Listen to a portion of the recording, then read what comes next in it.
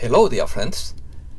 I'm faced with my most difficult piece: how to explain that everything happens for the greater good. The existence of evil has always been the most difficult thing to argue for in the story of philosophy. Opinion piece. Is collapse a good thing? Is a recession unavoidable? Keep your inner calm. Economic crash landing. The question is not what, but when. We face the end of an era. Economists believe it will come this year. Inflation will hit half the population. Retirees go back to work because of inflation. Stagflation is stagnation, unemployment, and inflation. September and December are 2 points of collapse. Let's start. It is impossible to start a new system without bringing down the old one. The crab doesn't find itself, but sheds its shell of confinement.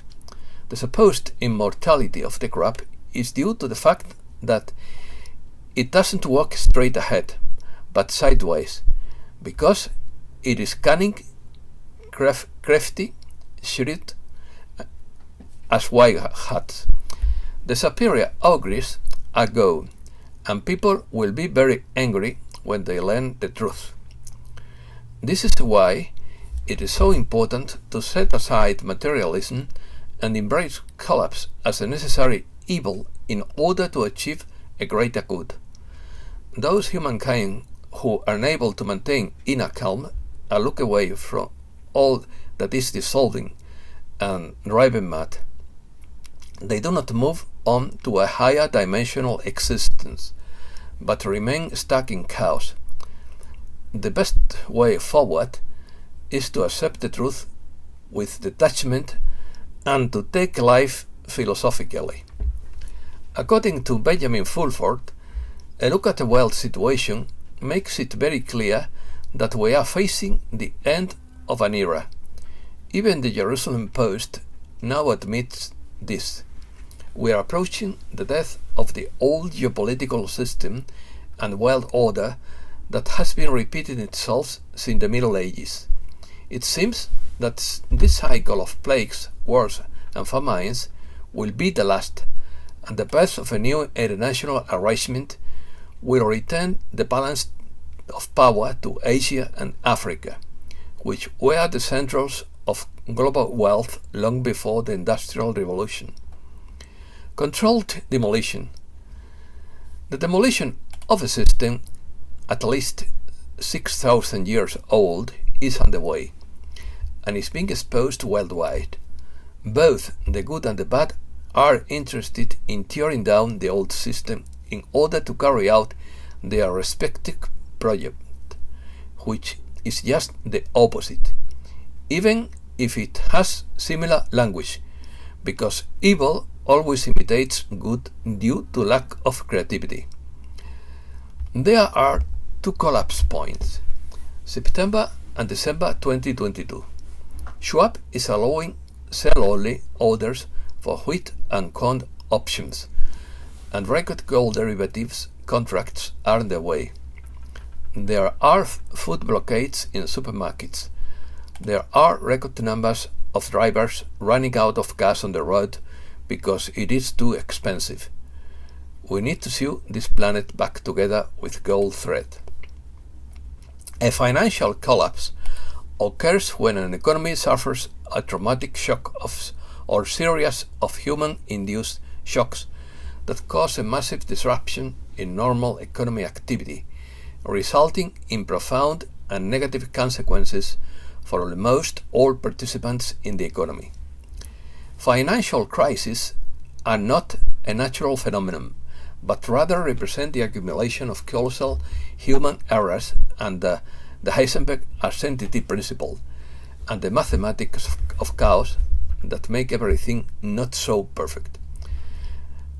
In quotes, the crisis is of such a caliber that if we were to switch off the monetary life support, the collapse would be total according to Francisco Muñoz.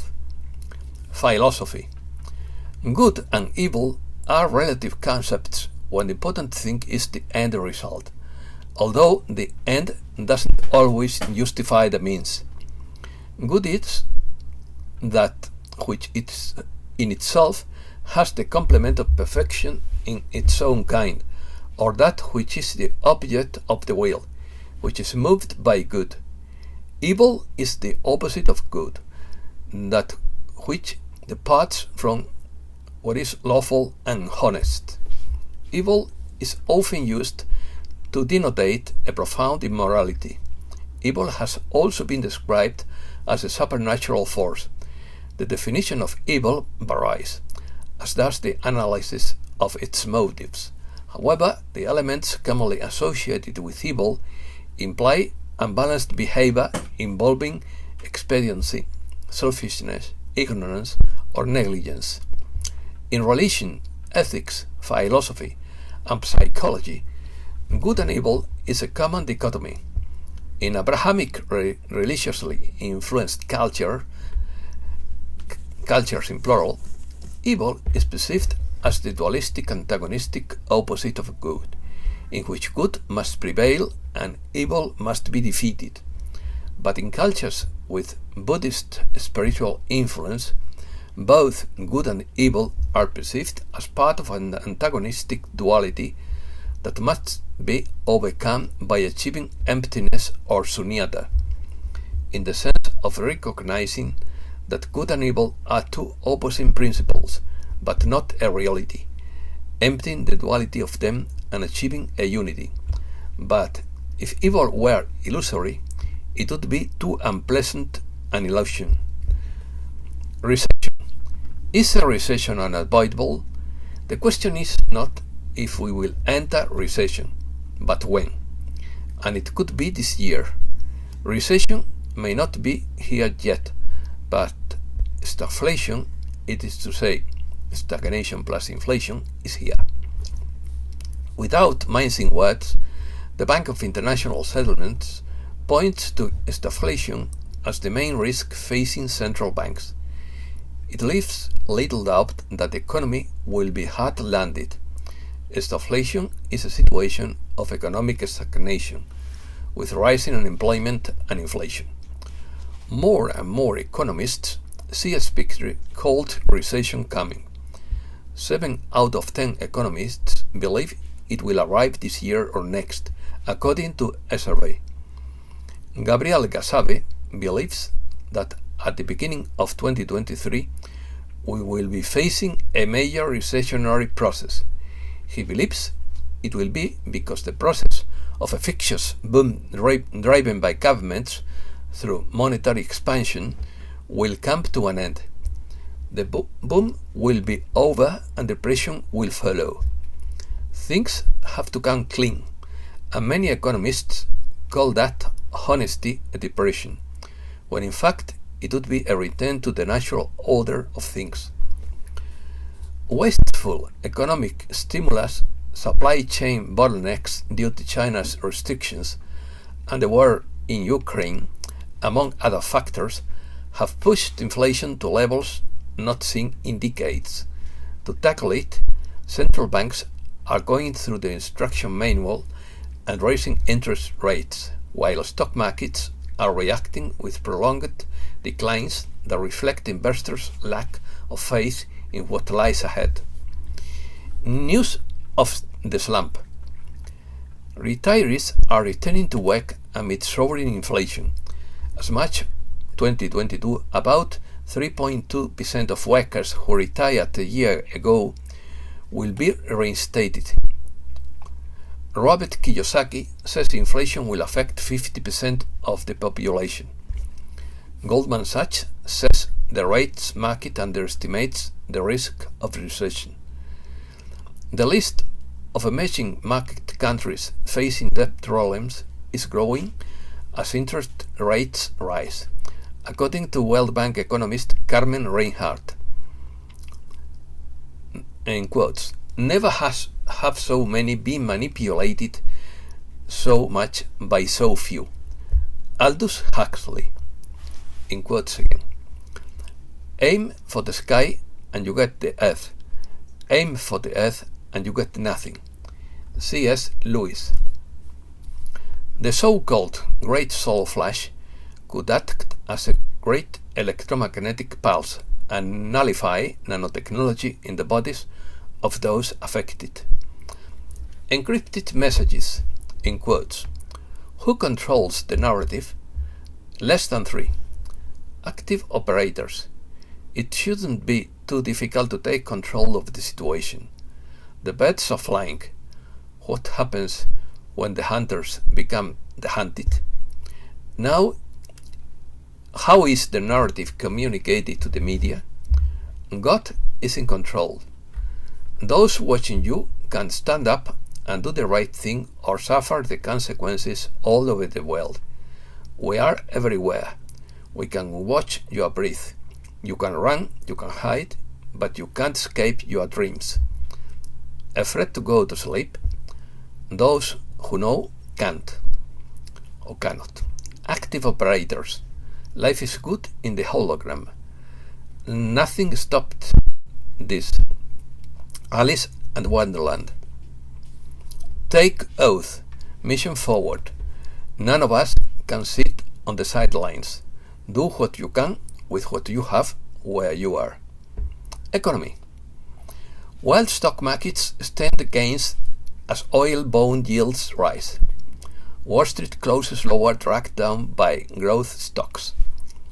Stock indices post their biggest daily drop in more than a week. Morgan Stanley sees a temporary respite from the fall on Wall Street. Dollar falls as markets reprice interest rate bets. Oil prices close higher for a second session. Shale drillers begin to refract existing wells. A group of banks raise dividends after stress tests. Office workers in San Francisco, Manhattan, and Chicago do not return to the office in significant numbers. Zimbabwe's central bank raises its key rate to 200%. Manufacturing sector shows resilience despite interest rate hike. BlackRock and Vanguard are taking over centralized food production technologies to control supply. Social networking. Donald Trump's Truth Social app under new legal scrutiny. Trump's social networking company is part of a federal jury's investigation into financial dealings. Facebook is losing billions of dollars every day and millions of users due to its censorship practices, according to a new report. Meta, formerly known as Facebook, lost a whopping $232 billion, the biggest loss ever suffered by a company in a 20-hour period. By the end of April, it had lost another fifth of its value. Cryptocurrencies. Bitcoin remains in the danger zone. Bitcoin and Ethereum fall, but Dogecoin soars. Metals. Gold holds firm despite Russia's import ban. Will gold prices recover after the G7 bans Russian gold imports? Gold stocks are worse than gold, but better than cryptocurrencies. The silver market has had a bullish momentum to start the week, but has also given back most of its gains as silver underperforms any other asset. Copper rises, but recession fears dominate the mood. Metals recover from their worst week in a year on China optimism. Metals have not collapsed this hard since the Great Recession. Spain.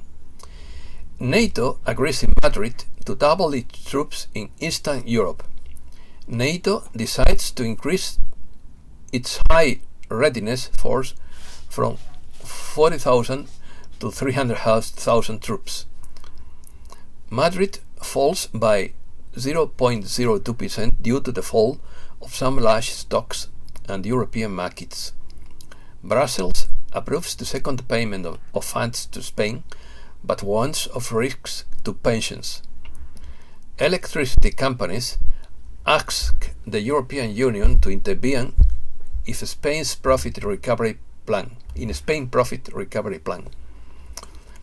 Brussels is deeply concerned by the tragedy at the Melilla fence. Videos of the inhuman treatment given by Moroccan agents to migrants in Melilla are disseminated, while Sanchez thanks Rabat for the operation. Americas.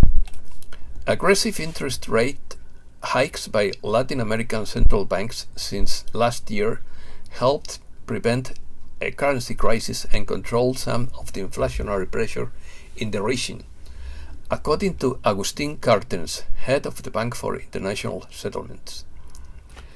AMLO calls on companies to reduce water consumption in the face of shortages.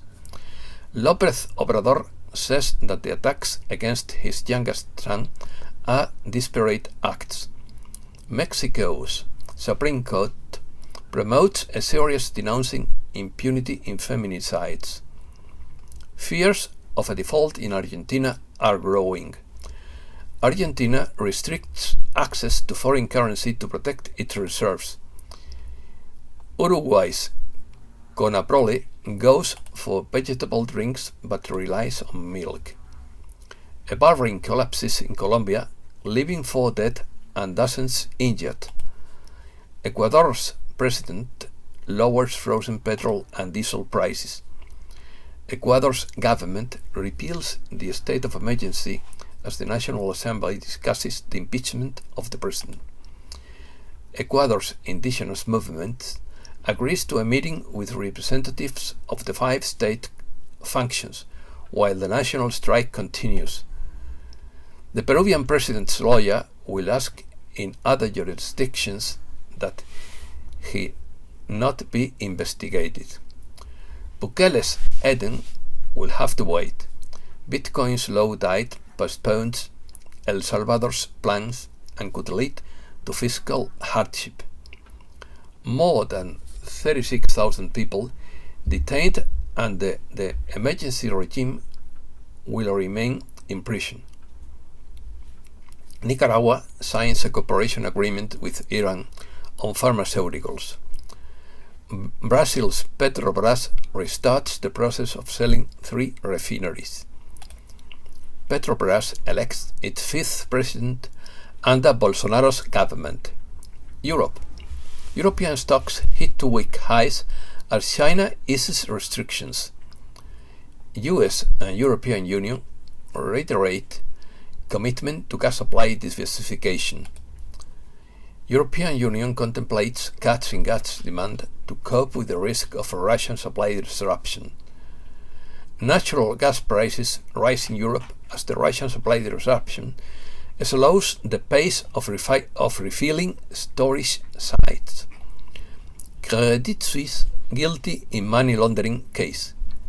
France and Japan match the risk of war on global stability. France works on contingency plans as energy crisis looms. Macron says Emirates and Saudi Arabia can barely raise crude oil pumping. France calls for Iran and Venezuela to be allowed back into the oil market to halt price rises. Iran applies to join BRICS a few days after Argentina. Iran launches a satellite carrying rocket a day after announcing it is resuming nuclear dialogue. The world's largest BASF chemical complex could be shut down due to gas shortages. Sunflower seed prices fall as supply improves. Telecom Italia to get state guarantee for $2.1 billion loan. Prince Charles accepted $3 million from a Qatari sheikh. Ukraine. Ukrainian grain exports plunged 44% so far in June. Ukraine's richest man sues Russia in Europe's top human rights court. Russia. Russia suspends payments for the first time in 100 years. Russia rejects accusation of default and tells investors to go to financial brokers. The European Union forecasts a 16% increase in Russia's wheat harvest. Russia launches massive attack on Ukrainian military training centers. Asia. Asia's central banks spend billions to stem currency slump. Asian stock market rally cools as oil prices rise. The Made in China community sold on Amazon faces a bleak future amid shutdowns and geopolitical tensions. China Evergrande faces $110 million settlement demand. Higher oil prices help Angola pay off debts to Chinese banks. We will see Chinese investing in Western markets. China successfully tests the prototype of a passenger plane that they hope will fly at 6 times the speed of sound. And that's all for today. Thanks a lot, dear friends.